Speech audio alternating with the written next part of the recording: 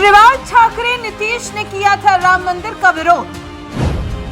अब अमित शाह और योगी आदित्यनाथ ने दिया करारा जवाब।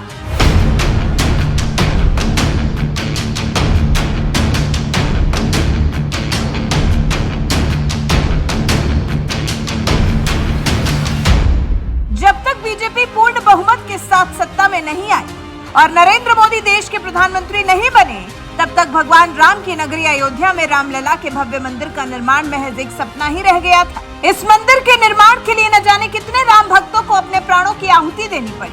न जाने कितने राम भक्त मंदिर निर्माण का इंतजार करते करते दुनिया छोड़कर चले गए। लेकिन इसके बावजूद किसी सरकार ने अयोध्या में राम मंदिर बनवाने की जहमत नहीं उठाई।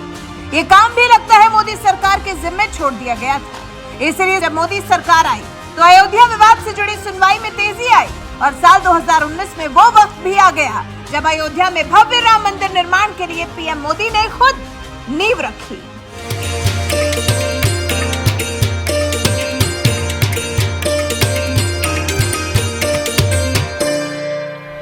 एक वो पल था और एक आज का पल जब देश दुनिया के करोड़ों राम भक्तों का सपना आकार लेने लगा है और जल्द ही रामलला के भव्य दरबार का उद्घाटन भी होने वाला है। कांग्रेस पार्टी 550 साल से रामलला अपमानित अवस्था में थे, मगर उनके माथे पर जू नहीं रही। 70 साल से राम मंदिर को ये लटकाते रहे, भटकाते रहे, अटकाते रहे, मगर आपने दूसरी बार मोदी जी को 25 की 25 सीटें दे दी। राजस्थान की जनता ने मोदी जी की झोली कमल से भर दी। मोदी जी दूसरी बार प्रधानमंत्री बने और मोदी जी ने चुपचाप इसका भूमि पूजन कर दिया और 22 जनवरी 2024 को वहां प्रभु श्री राम 550 साल के बाद भव्य मंदिर में।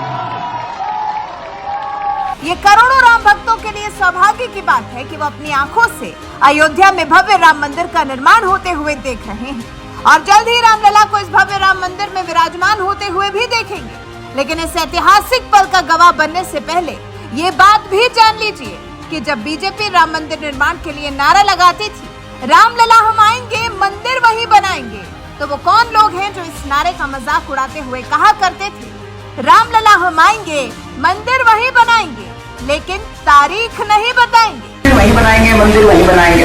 हम कहते जी कब बनाओगे, कहते डेट नहीं बताएंगे। रामलला हम आएंगे, मंदिर वहीं बनाएंगे, तारीख नहीं बताएंगे। मंदिर वहीं बनाएंगे लेकिन तारीख नहीं बताएंगे। उद्धव ठाकरे, हिंदू हृदय सम्राट कहे जाने वाले बाला साहेब ठाकरे के बारे में एक बात बड़ी मशहूर है। जब उन्होंने अयोध्या में विवादित ढांचे के गिराए जाने के बाद बड़े ही गर्व से कहा था, अगर ये मेरे शिव सैनिक हैं तो मुझे उन पर गर्व है। ऐसे धाकड़ नेता के बेटे उद्धव ठाकरे से शायद किसी ने उम्मीद नहीं की होगी कि वो भी एक दिन राम मंदिर निर्माण का मजाक उड़ाएंगे और मंदिर निर्माण की तारीख पूछेंगे। लेकिन विपक्ष के बाकी नेताओं की तरह उद्धव ठाकरे ने भी साल 2019 में यही काम किया, जब बीजेपी पर निशाना साधते हुए यहाँ तक कह दिया कि कसम राम की खाते हैं, मंदिर वहीं बनाएंगे लेकिन तारीख नहीं बताएंगे। उद्धव ठाकरे ने बयान उस वक्त दिया जब कांग्रेस और एनसीपी के दम पर सत्ता हासिल करने के लिए गुणा गणित में लगे हुए थे और फिर आखिरकार हिंदुत्व की विचारधारा से समझौता करते हुए कांग्रेस के साथ ही एनसीपी के साथ भी गठबंधन करके सीएम की कुर्सी हासिल की। अरविंद केजरीवाल, दिल्ली में सत्ता संभाल रहे आम आदमी पार्टी के नेता अरविंद केजरीवाल भले खुद को सबसे बड़ा हनुमान भक्त बताते रहे हों, लेकिन हनुमान जी के आराध्य भगवान श्री राम के मंदिर से उनकी नफरत भी कोई नई बात नहीं है। यही केजरीवाल कभी राम मंदिर निर्माण का मजाक उड़ाते हुए क्या क्या कहा करते थे, आप भी सुन लीजिए। जब बाबरी मस्जिद का ध्वंस हुआ तो मैंने नानी से पूछा, नानी अब तो आप बड़े खुश हो गए, अब तो आपके भगवान राम का मंदिर बनेगा। कहती है, ना बेटा, मेरा राम किसी की मस्जिद तोड़ के ऐसे मंदिर में नहीं बस सकता। अब ये जब बार बार पिछले 1 महीने से बीजेपी ने भी कहना चाहा मंदिर वहीं बनाएंगे, मंदिर वहीं बनाएंगे। हम कहते जी कब बनाओगे, कहते डेट नहीं बताएंगे, लेकिन 5 साल में, हर 5 साल में मंदिर वहीं बनाएंगे। मैं सोच रहा था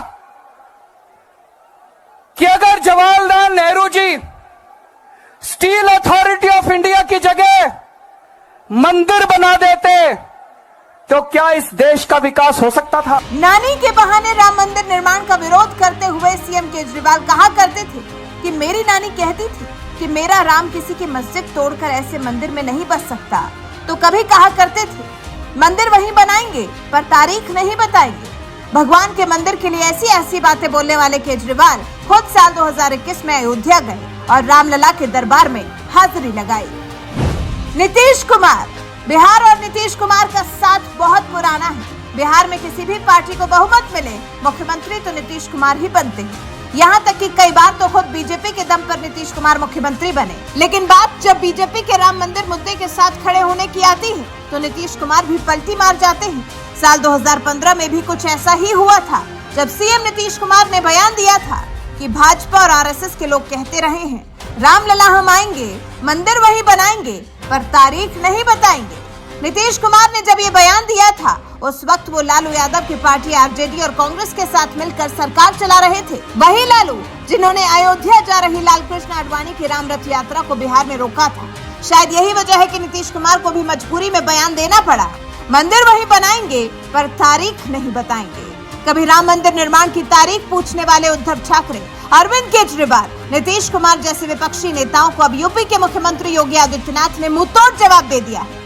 हमने कहा था ना कि रामलला हम आएंगे, मंदिर वही बनाएंगे, बोला था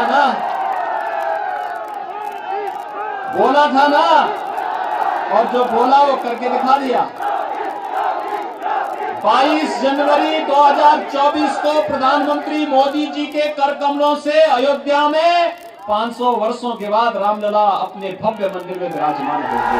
अयोध्या में बन रहे राम मंदिर का निर्माण जल्द ही पूरा होने वाला है और 22 जनवरी को पूरे विधि विधान के साथ रामलला की प्राण प्रतिष्ठा भी होने वाली है, जिसमें देश के प्रधानमंत्री नरेंद्र मोदी मुख्य यजमान होंगे तो वहीं सीएम योगी भी कार्यक्रम में मौजूद रहेंगे, क्योंकि उन्हीं की देखरेख में पूरा कार्यक्रम हो रहा है।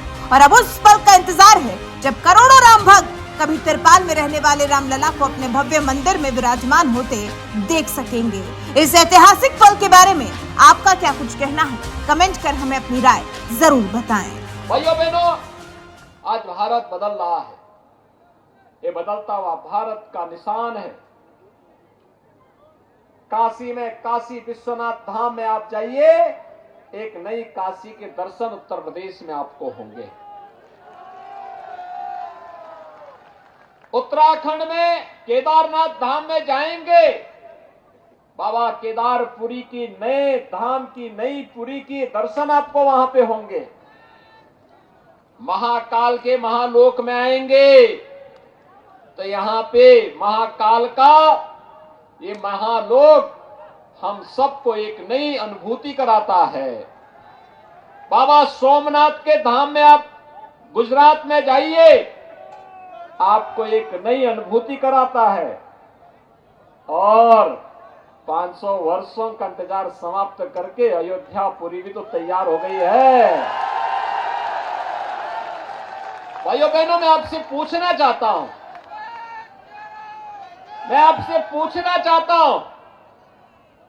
अयोध्या में राम जन्मभूमि के मंदिर विवाद का समाधान हुआ, आज मंदिर का निर्माण भी हो रहा है और 22 जनवरी 2024 को प्रधानमंत्री मोदी जी के कर कमलों से रामलला अपने मंदिर में विराजमान भी होंगे।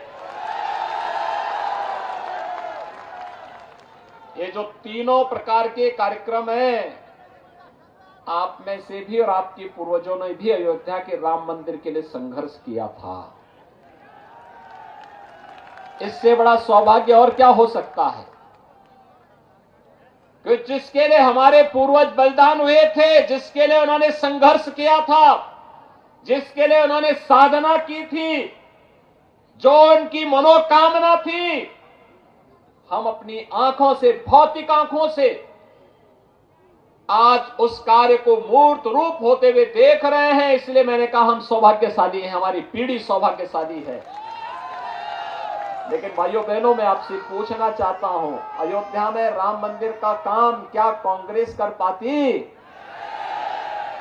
कांग्रेस तो चाहती ही नहीं थी, क्योंकि कांग्रेस का नाम ही समस्या है।